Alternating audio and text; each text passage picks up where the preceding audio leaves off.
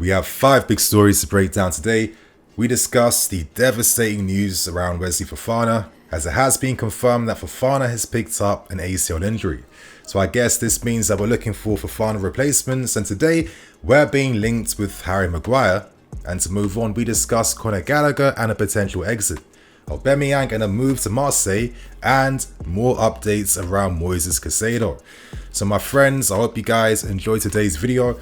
This video would be a bit of a comprehensive news breakdown. I'm going to let you guys know that I have released 5 things Pochettino must fix during pre-season.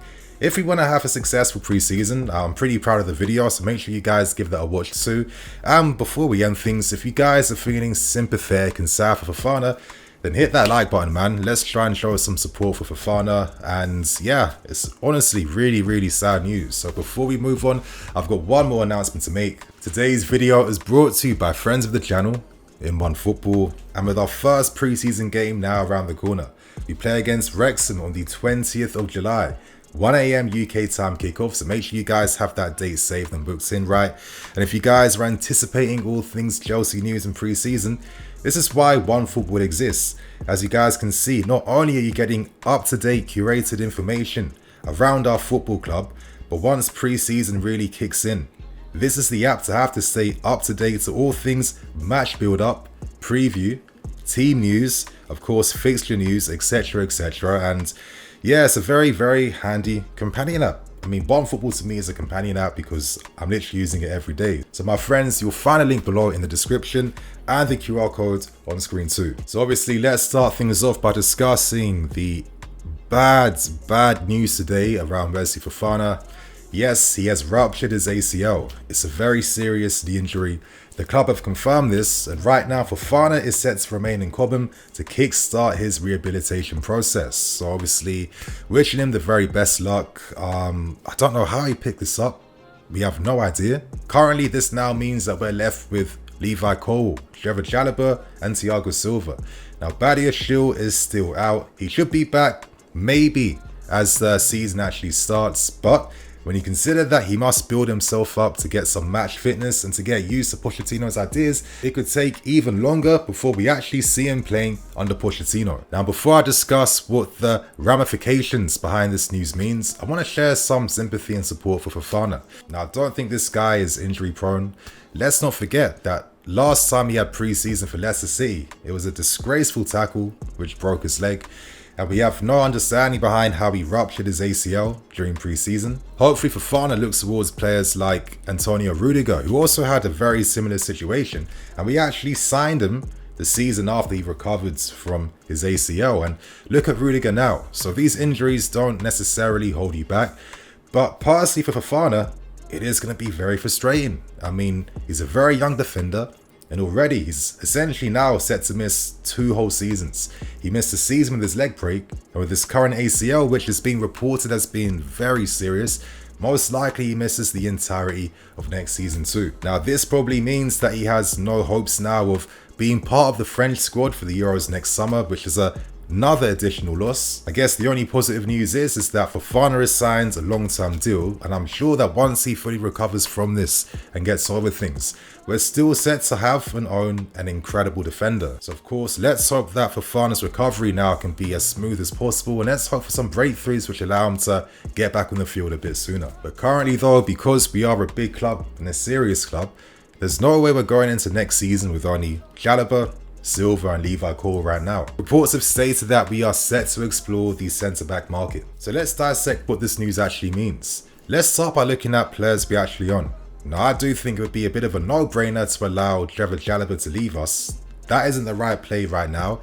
He has to remain, and this could be an opportunity for Chalobah to get a bit more game time because he's one of the best guys suited towards playing on the right hand side of a back four. So there is an opportunity here for Chalobah now to impress and try to win some more game time. Naturally, this also means that Levi Colwill is definitely going absolutely nowhere. So goodbye Brighton, goodbye Liverpool.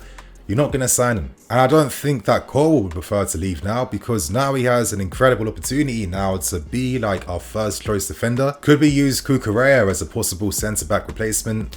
I'd like to think not, to be fair with you. Of course, Cucurella had some difficulties last season, but sometimes players can have these mid-seasons that don't necessarily have to define them. As Cucurella was saying in his recent press duties this evening, if you got no confidence, how can you play your best football? How can you be your best self? I think that's like a very human, natural thing, to be honest with you. So I'm expecting bigger things from Cucurella for next season. But I guess right now we must decide whether we make a loan move in the market to help strengthen our defence, or whether we make an additional signing. Now, could it be risky to make a permanent move for a defender? Could potential guys actually think, you know what, with Fofana and Badiashile set to return, with these guys being on very long-term deals, with Levi Cole too being here for a long time, you know, is it the best career move for me to go to Chelsea Football Club and then maybe next season I don't get as much game time? Who knows? But on the other hand, of course, Thiago Silva will probably leave us next season. Chalobah's future is still up in the air. And realistically, we need to have 4 quality defenders for a squad of our size and for our ambitions. So I don't think that should affect us from signing a quality defender. And there are some interesting names that the fan base are discussing. And of course, some interesting players that we could actually have an opportunity to sign. I'm going to start with Marc Guéhi. Now, when we sold him to Crystal Palace, he was sold for 80 million. They signed him on a 5-year deal. But when we sold him, we did 2 things. Number one, we attached a sell-on clause, meaning that if Crystal Palace ever sold him, we'd earn some money from a sell. And on top of that too, we added a right to match any future bid in that deal as well. So if anyone made any bids for Marc Guéhi that got accepted, automatically for us, we can come in and instantly match that offer, because that is part of the clauses in which we sold him. So he would be a very interesting player to look at, because he's one of the best young centre-backs in the league. He has experience in the Premier League and he has experience being at this football club. At the same time, there are also very interesting names too. Like, you're looking at Ignacio from Sporting Lisbon, as well as Diomande. You know, Diomande, if you guys are playing Football Manager, you know this guy's an absolute wonder kid, an incredible ball-playing defender. And I have to say too, in real life, this guy is equally as good. Very composed, playing out from the back. Very positive, very proactive, fast, strong. I mean, these modern defenders in the game today are absolutely unreal. They're kind of like midfield players at this point, so he is definitely one to watch. And I'd also recommend that at Benfica, they have a young defender called Antonio Silva. I think he's 19 years old. I think this guy is set to be one of the premium defenders in Europe for the next few years. We've done business with Benfica already. Could there be an opportunity to come back in and make something happen? Time will tell, but I know one defender that was doing rounds recently over the past few weeks and months was the ACL of Monaco. Now, there have been previous reports suggesting that we are following and monitoring the player, and most times when I'm seeing reports like this, it does kind of tell you that this guy is kind of rated by guys at this football club. Of course, Laurent Stewart, our sporting director, knows a lot about French football, and of course, he was the guy that recommended that we sign Badiashile, and he's going to know DSCC down to a T. You know, tour, experience, and he can play on the right hand side of our defence. He probably comes at a more affordable price compared to your Guéhis, you know, your Antonio Silvas, your Diamandes, etc, etc. But it does seem like this injury now will force us to have to sign a quality defender, and let's hope we bring in the right addition and reinforcement. But tomorrow I'm probably going to do like defenders to watch out for now that Fofana's been injured, and I'm sure you guys will probably enjoy that. So that is the Fofana news out the way. Let's discuss the other reports, and we have some interesting news surrounding Harry Maguire. Reports have been coming out from England suggesting that we have some interest in him. Now, I do want to say this. The report mentions that we have made inquiries, but making inquiries doesn't necessarily mean that you're guaranteed and you have your head set on signing a player. Let's be serious. Clubs of our size and magnitude have vast scouting networks. We have tons of scouts, tons of data reports, etc, etc. We probably already have like a list of like 10, 20 defenders for situations and moments like this. So I'm not necessarily panicking. The main reason why Harry Maguire is now being linked is because United don't need him. Ten Hag prefers to sell, and due to the ridiculous wages he earns, United would be open to a potential loan move. And we may think on our side, okay, we know that defenders will come back. Let's not overcommit right now. It might make more sense to do that in the following season. Let's get Maguire on loan for one season. Now, even with me saying that, it feels like I'm saying something really dirty and offensive, to be fair with you, not gonna lie. I've always felt like Maguire was incredibly overrated, even when he had a great season for Leicester.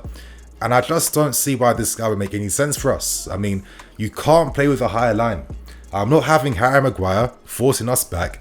We already have Thiago Silva, so I don't see the tactical benefit for making a move for him. To be honest, I would rather give Humphreys like an opportunity to do something at least, over signing Harry Maguire, even on loan. If this became a thing, I would be incredibly surprised. I wouldn't actually understand it, because surely all the defenders we've signed have a particular profile of being young, of having the ability to play in the high line, you know, pace, technique on the ball, you know, aerially dominant. Maguire is good at a few things, but he's also poor at many other things. And I also think he's very poor with this defensive IQ. He panics, and if you leave this guy isolated by anyone, you're going to get done. You're going to kill your defense. So for me, it's an absolute no. But share your thoughts and opinions. It's only my opinion. Do you think a move for Harry Maguire could make some business sense? This now takes us on to the latest news around Moises Caicedo. Now, officially, we have had 2 bids rejected now by Brighton. The first bid was 60 million. The second bid was 70 million. However, we are set to come back now with a 70 million offer plus add-ons on top. There are no add-ons applied to the second bid, so hopefully something happens now, because we play Brighton on the 23rd, this Sunday. And interestingly enough, reports state that people from Moises Caicedo's camp do feel a bit optimistic and confident that his future should be settled and decided before this week ends, which of course ties in very nicely with our upcoming friendly game against Brighton. So let's hope something happens, because already we've agreed personal terms, we've got the player's blessing. There's no other competition in for Casado. So there's only so much money Brighton can realistically ask for, and to be honest, I think 80 million is more than fair. Now this evening, Cucurella and Pochettino were doing their press duties for the upcoming pre-season tour, and Cucurella actually said this very candidly, like, listen, you know, I think that Casado would be a great addition for many years if we're able to sign him. I'm following the reports, I'm following the stories. It seems like something is happening. I had a very good relationship with Casado at Brighton, and I kind of feel like when players are being this candid about stories like this, it does kind of, or should give us some optimism that, okay, something really is happening and we aren't too far from sealing this deal. Pochettino himself also said that, you know, he's still calm at the moment, even though he hasn't necessarily brought in all the additions in time for pre-season, but listen, he's tranquilo, like he's still good about things, and hopefully he can make this guy's life a bit easier by getting Casado wrapped up now. Let's hope that Brighton starts to accept some offers quite soon. There's no way that they're going to get 90 million or 100 million. It seems like 80 million was the final limit that we're willing to spend for him. And it does make sense that we go a bit lower first before offering our final offer, because if we go in straight away offering 80 million, why would Brighton just accept that, knowing they could get more money? So it doesn't make any sense. Still though, Casado is growing a bit frustrated behind the delays behind this move. The guy's a serious player. He wants to come to his new team, have the best preseason prep imaginable, and of course link up alongside Enzo Fernandez in midfield. So hopefully we get the breaking news that Brighton have accepted an offer soon, because it's starting to drag on a bit more. But sometimes transfer stories aren't always that sexy. So my friends, let's end things with the final 2 stories. Right now, reports state that Conor Gallagher has had advanced talks with West Ham, and allegedly a bid between 25 to 30 million pounds should be enough for West Ham to complete the signing of Gallagher. Now, I've been saying this in the news videos like a lot of times actually, but last January, we accepted a 40 million plus offer from Everton, and it was Conor Gallagher that said no to that deal. And that's why he didn't get sold. So we've always been very open to selling Gallagher for the right price. I wonder if Gallagher was to get sold, this would open up a pathway for Franca to come to the squad. Because with our efforts to sign Franca, of course Crystal Palace are competition, but Palace are offering him Premier League minutes. Arsenal on the other hand want to loan him out to Strasbourg, and you might think to yourself, if you're Franca, no, I want to play in the Premier League right now. So let's see if Conor Gallagher's potential exit does open up a potential pathway for Franca. But at the same time, you know, West Ham with him, Paqueta, and potentially Edson Alvarez as a CDM, that could be a very interesting midfield three, because West Ham, you know, they're looking to do some things this window. Now, I'm curious as to whether Tottenham may now react, because Tottenham have shown a lot of interest in Gallagher too. And if there's now concrete news now coming out from West Ham, could that force Spurs now to react? Now, Dortmund showed some interest, but it seems like they've cooled that down now. They've found other replacements instead. But who knows what could happen if offers start getting made. I don't know, I feel like Pochettino said that he's more than happy to keep Gallagher. I feel like with Gallagher's game, in terms of the high pressing, attacking instinct, box threat, etc, etc, that would complement what Pochettino wants. And that gets me thinking, okay, if we're basically selling every single midfield player, right now it's only Caicedo, yes we have Andre Santos, are we going to keep more young guys? Could Casado remain? Could others remain? I'm not too sure right now. But I wouldn't be surprised if we continue to dip in the market to find other options, because we do know Romeo Lavia is a big player that we have not given hopes up on yet. So let's see how this story continues. And my friends, let's now end things with the final story, and it's looking like Aubameyang now is close to making a move to Marseille. Now, Marseille failed in their attempts to sign the talented Senegalese international in Ndeye from Sheffield United, and when I first saw that news, I was thinking, why is he going to Marseille? Are you telling me no club in the Premier League is looking to make an offer for this guy? Because this guy's a serious talent. But in the end, Ndeye was like, no, I don't want to go to Marseille. And now they've turned their attentions to Aubameyang. So right now, it's reported that Aubameyang has agreed a 3-year contract now with Marseille. And currently, Aubameyang and his camp are holding discussions with our club, because there's potential now for Aubameyang to have his contract mutually terminated. By doing so, of course, this allows him to sign for Marseille on a free. And by doing that, that means he commands a big signing on fee, knowing the fact that Marseille can offer him lower wages over the 3-year deal. So it kind of works out for all parties. It works out for us because we get Aubameyang off the wage bill. And it seems like we're more than open to rescinding his contracts. So let's see how this continues to play out. I've always felt like Aubameyang was done absolutely dirty though. Of course, the whole timing behind his move towards us, you know, his family getting robbed in their yard, and then like over the next few days he's signing for us for Tuchel, only for Tuchel to then get sacked, and then to be absolutely surplus to requirements. You know, we always talk about players being snakes to clubs, but how often do clubs do stuff like this to players? And we've essentially wasted a whole year of this guy's career. But he's not the first player that we've done that to. But regardless, I've got no hard feelings towards Aubameyang. It hasn't worked out. He wasn't the right tactical fit.